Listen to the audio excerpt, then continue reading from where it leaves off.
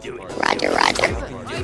It's unfair. We would be honored if you would join us. Hey everyone, how are you all doing today? So I thought this would be a cool topic to cover. Now, for all those who haven't seen The Last Jedi, there are some spoilers in here, but for the ones who have, I'm sure you all remember that scene where Leia was blown out of her ship, where she reaches out and begins to fly towards the spaceship as a means of saving herself. I made a video on this when Rian Johnson explained it in an interview a while back. You may remember it by this thumbnail here, but in the event that you don't, I'll briefly reiterate it for you.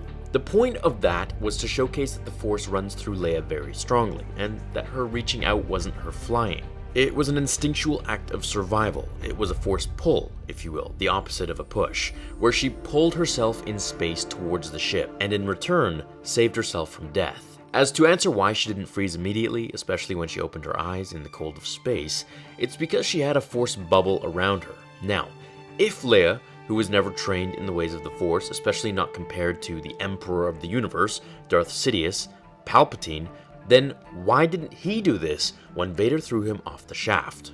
Well, I wish I had an answer for you guys, but I don't.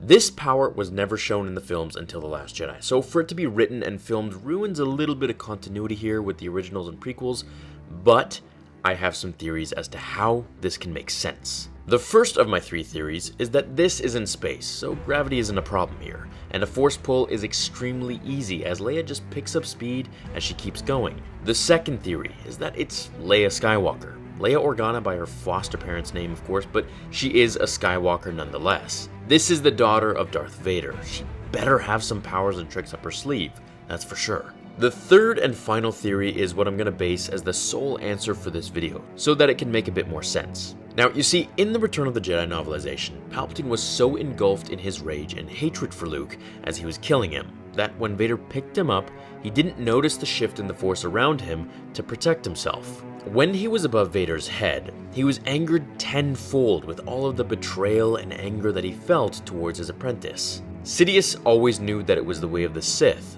and the Sith's rule of two for the apprentice to eventually kill the master, but once Anakin lost his potential from Mustafar's battle, Palpatine knew that he'd have to kill Anakin and find a stronger, newer, younger apprentice eventually. So the betrayal to him was very untimely and definitely didn't proceed as he had foreseen due to his blinding rage. This is why he kept shooting lightning out everywhere. The book explains how he was so transfixed on just killing Vader and stopping him that he didn't even think of what was happening, and by the time he was falling, he was slowly coming out of his blind rage to fully notice that, hey, this isn't looking too good for me. I better use Force pull and save my— oh no, I'm dead. It was too fast and unexpected, and therefore, the calm mind of a light side Force user like Leia had time to think instinctually and to reach out for her ship in order to quote-unquote fly to it with a Force pull. However, in Palpatine's case, his mind was filled with dark side static, if we think of it like that. It was far too foggy to focus on what to do to save himself.